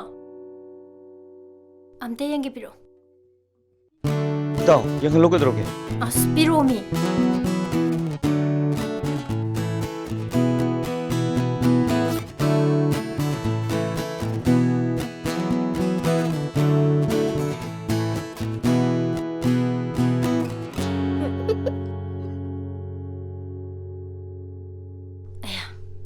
ꯁꯤꯗꯤ ꯌꯥꯝ ꯐꯖꯩꯌꯦ ꯁꯤꯗꯤ ꯑꯩ ꯂꯧꯔꯒꯦ ꯑꯩꯈꯣꯏꯅꯒꯤ ꯃꯔꯤꯗꯤ ꯑꯃꯠꯇꯅꯤꯗꯅ ꯆꯠꯂꯒꯦ 이만하비 잤어.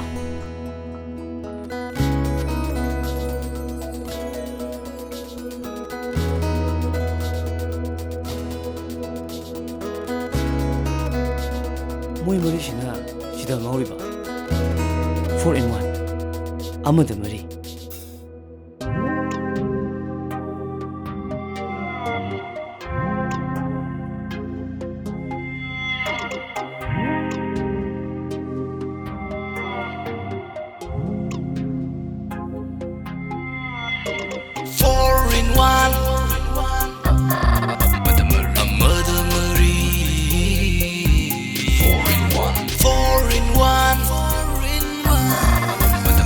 Mother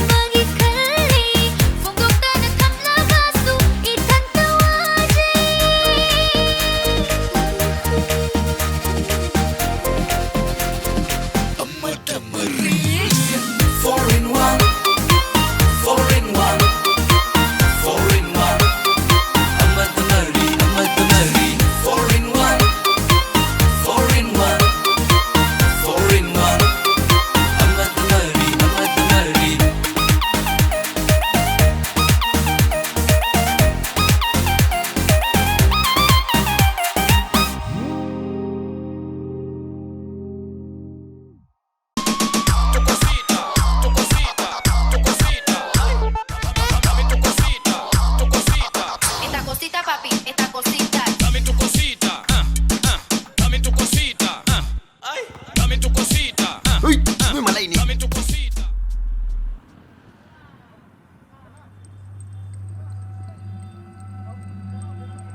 샤샤 이마와 하기 문나 따오고 마마 암때나네 마기 마짜다네 낭기 파트라바 ngausin나바 마마나바싱도 띠나루누 나트라가디네 나쁜시도 아와팜다 따니 이마 가슈 하이로이고 숑하이 하이로이고 노이네 마시기 팟키드라바 ngausin나바시가 각분게 칸게노 마기 마쁜 시시디네 숑하이 와로이다바니 아두가네 노이부슈네 마나 망할라다오니 이마나 호이부 밑방한비래.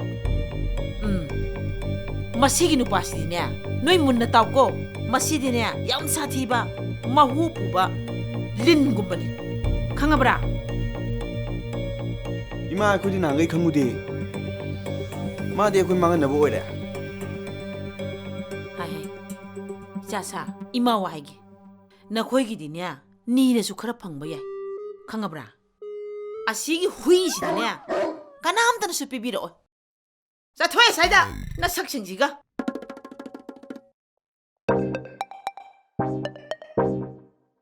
wakhalga amta tadreda neman hauji ngangamido nungonda ngangira akhoida ngangira wakhalga amta tadreda 미마 상검시 탐하겠고 한덕 타기디네 리싱 아무가 쌈가 따래 이제 ngasidagi tomtinda thina ngangba lawbodo tokpiro 미오이버시 하나 사 오이름이 아도 마디 사드기 해나 땀티미 낭보 oiningba oisinu aina hajari 이제 마시 아이 이사니니 비마 adunani hairibasi 이제 이사니네 그도 왜 ngango이도이노 하 hoi 이제기 이자니 adunani nachada thina ngangbodo tokpiro haijaribani 비마 아이시 마기 마마니네 이제 aina hairisi tawbiyo tomthin nangi nachan aduga ichena tomthingi mama adunani mangonda thina ngangbiranu haijabai wani 비마 아두나니 아이나 nangwanda 하이리세 마세 아이나 핵 복잡에 이사니 심 그러면 비노 ngawro 시보 오 팡드레 삐로 타오누 쏘비해. 민 로그리 타워너 하 낭도 삐로. 세 하이마 thoiba nangsu yawiro 아이쇼미니 kaino 겜나테 kai lolido kaino 타자 이마 완티르머니 짱고조입니다 noi ngasi kai dawrage hairo noina haidradi ai ngasi sukchat chatloi noi ngasi kai nom tawi ngasije akhoi isik yam khorangeba adunane biarse kitang thakki tawni kedoroge 짱고 타자 굿나잇 se mayam thajada good night grose noi biar thaktuiba adusu lambi sida nayum nem changa thaucho yadro yumdudi yaroimi yumda thadi ima ibana akhoigi iyo intakhrani ekoi yum doi thausi law 노 юм데 야로이다 노이 바이 마망디 이까이바 es kai shu khalo nu su las law sumai lambi da thaktu shopudi ne ai yum doi pi thakki law loi sing babo 아 moi se beer thange kasu kaide lao 바보 akhoidi talle habni aduma nangna pusilakpani yare khang chango phom noi myam ner mu ko ai jana baga doi chemuge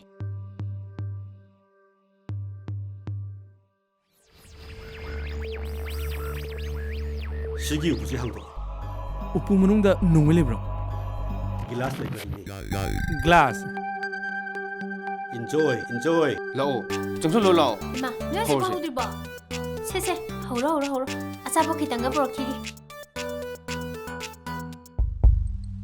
시멍로 다이벙로 아이중아이니냐 뻔는 글라시나 람짝이니 아두가 다잖아 아코이 있잖아 부돌라이니 makhoi mungsi karisu khangdeba mi ngakta orjaningo tumileo yareda wathingangnarni sasatang tokse hejelo yare cheers 짱 랑니 슬로에 마로 akhoi sibu moina sok yam lu tawbi sibu kaino 누시네 따오나테 누시네 로이나바네 하요 강아바 마시 비어제 ꯍꯦꯛ ꯊꯛꯄꯒꯅꯦ ꯂꯣꯟꯒꯁꯦ ꯆꯨꯝꯅ ꯆꯠꯇꯦꯕ ꯁꯦ ꯃꯈꯣꯏꯅꯅꯦ ꯑꯩꯈꯣꯏꯁꯤꯕꯨ ꯅꯨꯡꯁꯤꯕꯤꯕ ꯎꯕꯗꯅꯦ ꯑꯁ ꯑꯩꯗꯤ ꯁꯤꯅꯤꯡꯕ ꯑꯃ ꯌꯥꯎꯔꯕꯅꯦ ꯁꯤꯔꯣ ꯁꯤꯗ꯭ꯔꯤꯉꯩ ꯃꯃꯥꯡꯗꯅꯦ ꯀꯣ ꯑꯩ ꯁꯤ ꯑꯝꯇꯪ ꯇꯧꯔꯒ ꯌꯥꯒꯗ꯭ꯔꯣ ꯂꯥꯟꯅ ꯈꯟꯒꯅꯨꯀꯣ ꯃꯔꯨꯞ ꯍꯣꯏ ꯆꯣ ꯑꯩ ꯍꯛꯆꯥꯡ ꯇꯪ ꯌꯥꯒꯠꯂꯒꯅꯦ ꯌꯥꯡꯅ ꯁꯤꯒꯦ ꯇꯧꯕꯅꯦ ꯃꯌꯥꯝ ꯀꯣ ꯌꯥꯔꯦ ꯋꯥꯔꯧ ꯌꯥꯗꯦꯀꯣ ꯍꯣꯏ ꯆꯣ ꯌꯥꯝ ꯆꯦꯛꯁꯤꯟꯅ ꯁꯤꯌꯨꯀꯣ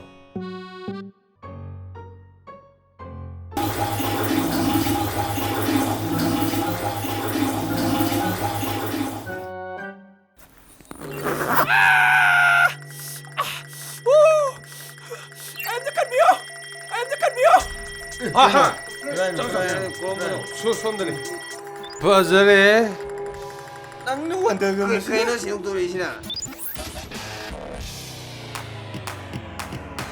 ꯀꯅꯥꯅꯣ ꯀꯩꯗꯧꯔꯒꯦ ꯆꯪꯕ ꯌꯥꯔꯣꯏ ꯃꯔꯣꯏ ꯀꯩꯗꯧꯔꯦ ꯆꯪꯕ ꯌꯥꯔꯣꯏꯕ ꯀꯩꯁꯨ ꯇꯧꯗꯦ ꯍꯥꯏꯕ ꯉꯥꯏꯈꯣꯅꯦ ꯍꯥꯠꯇꯣꯛꯎꯅꯦ ꯉꯥꯏꯈꯣ ꯃꯤ ꯅꯪꯁꯤꯃ ꯀꯃꯥꯏꯅ ꯇꯧꯗꯣꯏꯅꯣ ꯁꯤꯕꯣ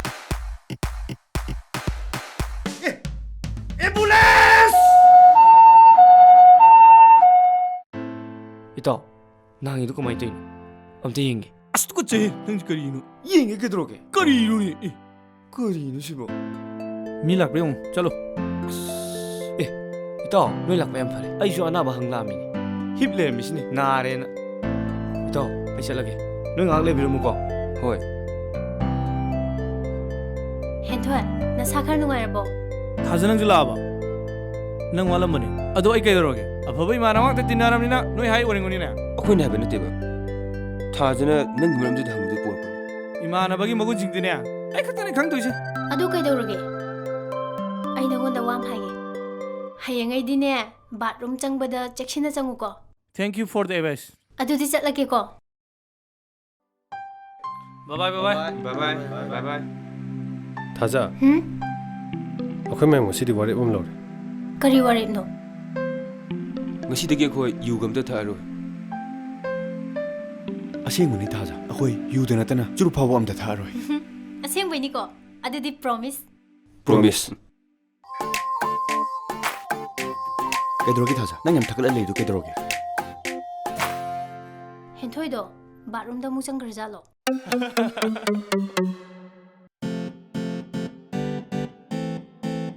ꯀꯩꯒꯤꯅꯣ ꯅꯪ ꯂꯣꯏ ꯄꯣꯔꯛꯏꯗꯨꯅ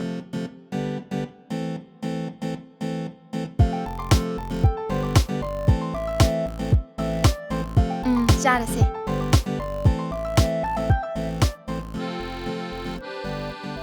ꯑꯩ ꯉꯁꯤꯗꯤꯅꯦ ꯅꯣꯏꯗ ꯋꯥꯔꯨꯕ ꯑꯃ ꯍꯥꯏꯒꯦ ꯍꯌꯦꯡꯗꯤꯅꯦ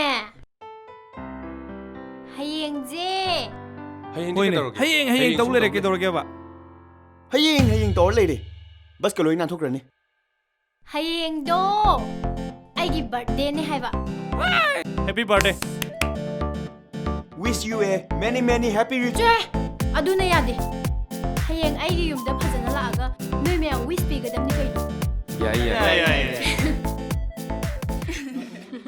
ꯁꯦ ꯄꯥꯝꯕ꯭ꯔ ꯌꯦꯡꯉꯨ ꯅꯣꯏꯅ ꯅꯝꯕꯒꯤ ꯆꯣꯏꯁꯅꯤ ꯌꯥꯝ ꯐꯖꯩꯌꯦ ꯁꯤꯗꯤ ꯌꯥꯝ ꯇꯥꯡꯉꯝꯅꯤꯕꯨ ꯀꯩꯁꯨ ꯇꯥꯡꯗꯦꯗ ꯇꯥꯆꯧ ꯏꯅꯝꯃ ꯑꯩ ꯉꯥꯏꯍꯥꯛꯇꯪ ꯂꯩꯍꯧꯈꯤꯒꯦ ꯅꯣꯏ ꯇꯥꯆꯧꯗꯣ ꯍꯣꯔꯦꯟ ꯎꯅꯗ ꯌꯥꯗꯦ ꯍꯥꯏꯌꯨꯀꯣ ꯍꯣꯏ ꯆꯠꯂꯦꯀꯣ ꯍꯩ ꯅꯣꯏꯕꯨ ꯊꯦꯡꯈ꯭ꯔꯦꯅꯦ ꯃꯤ ꯄꯨꯝꯅꯃꯛ ꯂꯣꯏ ꯆꯠꯅꯈ꯭ꯔꯦꯅꯦ ꯑꯕꯣ ꯆꯤꯆꯦꯒꯤ ꯐꯤꯗꯣ ꯃꯥꯡꯈ꯭ꯔꯦꯌꯦ ꯍꯥ ꯆꯤꯆꯦꯒꯤ ꯐꯤꯗꯣ ꯃꯥꯡꯈ꯭ꯔꯦꯌꯦ ꯀꯔꯤ ꯍꯥꯏꯕ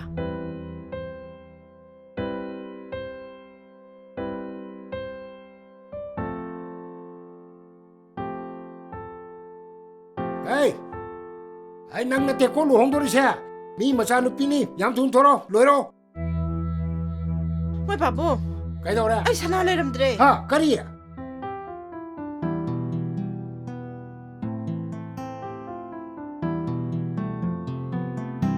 ꯍꯩꯃꯥ ꯁꯣꯛꯄ ꯂꯝꯃꯤꯁꯇꯤ ꯀꯩꯒꯤꯅꯣ ꯑꯩ ꯈꯨꯖꯤꯗꯨꯅ ꯀꯥꯏ ꯆꯠꯈ꯭ꯔꯕ ꯀꯅꯥ ꯄꯥꯏꯈ꯭ꯔꯕ ꯁꯤꯗꯤ ꯃꯣꯏ ꯕꯥꯕꯨ ꯑꯩ ꯈꯨꯖꯤ ꯂꯩꯔꯝꯗ꯭ꯔꯦ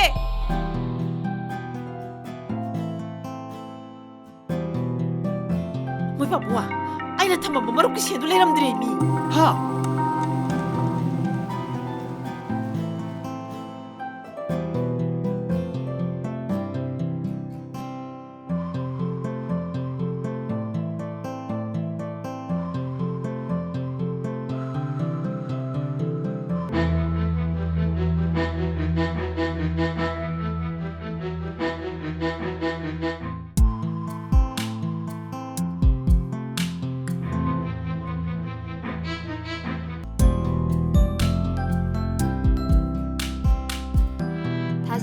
ꯆꯠꯅꯤꯗꯥꯏꯅꯦ ꯁꯤ ꯗ꯭ꯔꯦꯁꯅ ꯑꯗꯨꯝ ꯌꯥꯔꯦ ꯆꯠꯇꯣꯏꯅꯤ आधा मी पुलिस के दोइनो ए इताव नोई मरी काय चलोगे इताव बाबू होय पुलिस सकिन बुझबो होलोते कइगिन आइजे नोई नोई युमदि पोसे लोय होरांगे ए नंगिने खुजी नंगिने सना नंगिने सेल कइनो आइजुबो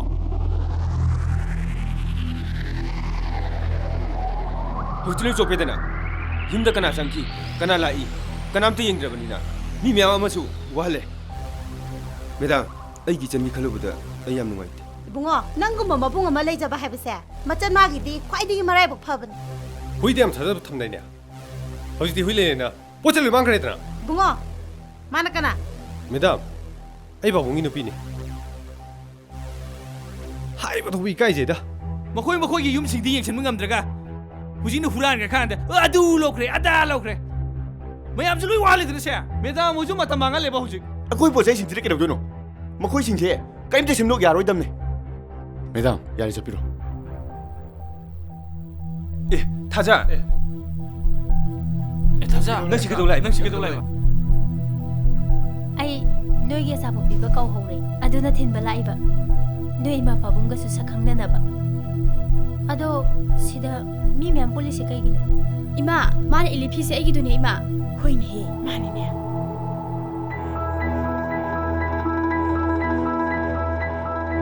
ꯍꯦꯃꯥ ꯃꯥꯅ ꯁꯤꯔꯤꯕ ꯁꯅꯥꯁꯤꯗꯤ ꯑꯩꯒꯤꯅꯤꯅꯦ ꯃꯁꯦ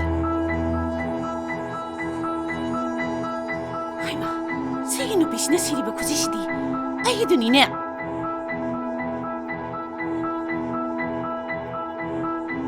ꯍꯦ ꯅꯨꯄꯤ ꯅꯪꯅ ꯁꯦꯠꯆꯔꯤꯕ ꯐꯤꯁꯤꯡꯗꯣ ꯀꯥꯏꯗꯒꯤꯅꯣ ꯁꯨꯃꯥꯏꯅ ꯍꯪꯕꯅ ꯀꯥꯟꯅꯔꯣꯏ ꯄꯨꯂꯤꯁ ꯁ꯭ꯇꯦꯁꯟꯗ ꯆꯠꯁꯤꯂꯥꯎ ꯃꯦꯗꯥꯝ ꯑꯝꯇ ꯉꯥꯏꯈꯣ ꯃꯦꯗꯥꯝ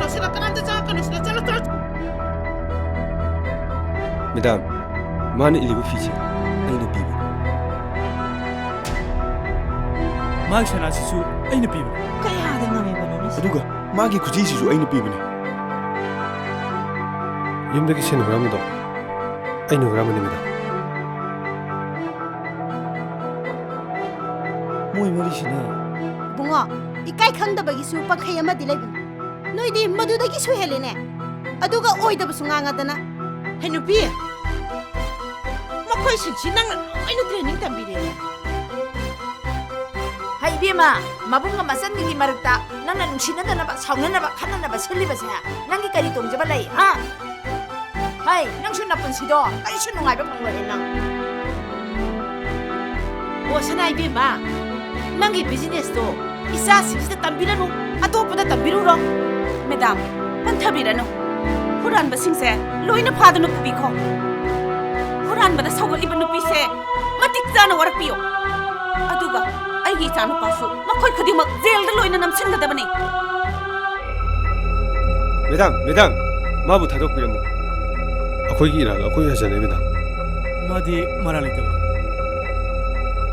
ꯃꯦꯗꯥꯝ ꯃꯌꯥꯝꯅ ꯑꯩꯈꯣꯏ ꯃꯔꯤ ꯍꯥꯠꯇꯣꯛꯄꯤꯒꯦꯁꯨ ꯍꯥꯠꯇꯣꯛꯄꯤꯔꯣ ꯑꯗꯨꯕꯨ ꯊꯥꯖꯕꯨꯗꯤ ꯑꯩꯉꯣꯟꯗ ꯊꯥꯗꯣꯛꯄꯤꯌꯨ ꯊꯦꯡꯉꯛꯀꯅꯨ ꯌꯥꯔꯦ ꯇꯨꯃꯤꯟ ꯂꯩꯌꯨ ꯅꯣꯏ ꯋꯥ ꯑꯝꯇ ꯍꯥꯏꯔꯛꯀꯅꯨ ꯑꯩꯅ ꯅꯪꯉꯣꯟꯗ ꯀꯩ ꯄꯤꯌꯨ ꯍꯥꯏꯈꯤꯒꯦ ꯅꯪꯉꯣꯟꯗ ꯁꯅꯥ ꯄꯤꯌꯨ ꯍꯥꯏꯈꯤꯕ꯭ꯔꯣ ꯐꯤꯔꯣꯜꯁꯤ ꯄꯤꯌꯨ ꯍꯥꯏꯈꯤꯕ꯭ꯔꯥ ꯑꯩꯅ ꯈꯨꯖꯤꯁꯤ ꯄꯤꯌꯨ ꯍꯥꯏꯈꯤꯕ꯭ꯔꯥ ꯑꯩꯅ ꯂꯤꯛꯁꯤ ꯄꯤꯌꯨ ꯍꯥꯏꯈꯤꯕ꯭ꯔꯣ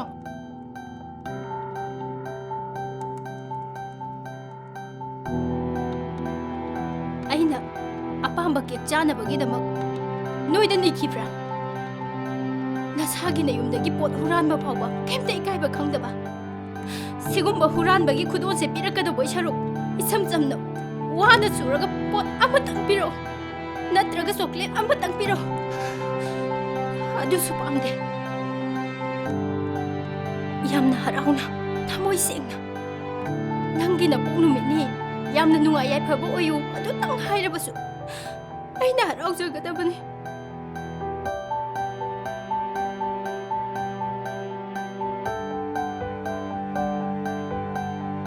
ꯉꯁꯤꯒꯤ ꯑꯩꯒꯤ ꯏꯄꯣꯛ ꯅꯨꯃꯤꯠꯁꯤꯗ ꯃꯤꯌꯥꯝ ꯃꯃꯥꯡꯁꯤꯗ ꯍꯨꯔꯥꯟꯕꯒꯤ ꯄꯣꯠꯆꯩ ꯐꯤꯔꯣꯜ ꯁꯦꯠꯄꯁꯦ ꯐꯤ ꯊꯣꯡꯗꯅ ꯂꯩꯕꯒ ꯆꯞ ꯃꯥꯟꯅꯔꯦ ꯑꯩꯅ ꯈꯨꯠꯂꯣꯟ ꯑꯗꯨꯅ ꯍꯥꯏꯖꯔꯤ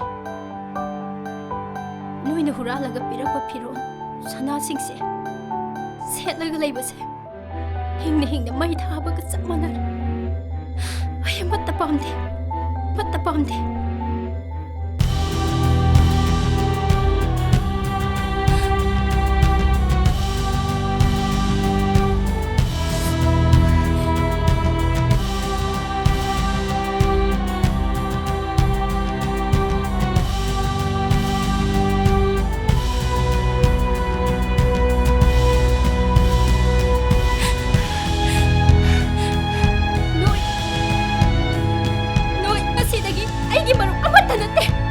ꯅꯣꯏꯒꯤ ꯅꯁꯛꯁꯤꯡꯗꯣ ꯑꯩꯉꯣꯟꯗ ꯑꯃꯨꯛ ꯍꯟꯅ ꯎꯠꯀꯅꯨ ꯅꯣꯏ ꯑꯩꯒꯤ ꯌꯦꯛꯅꯕ ꯉꯥꯛꯇꯅꯦ ꯑꯩ ꯂꯥꯟꯗꯤ ꯂꯥꯟꯗꯕ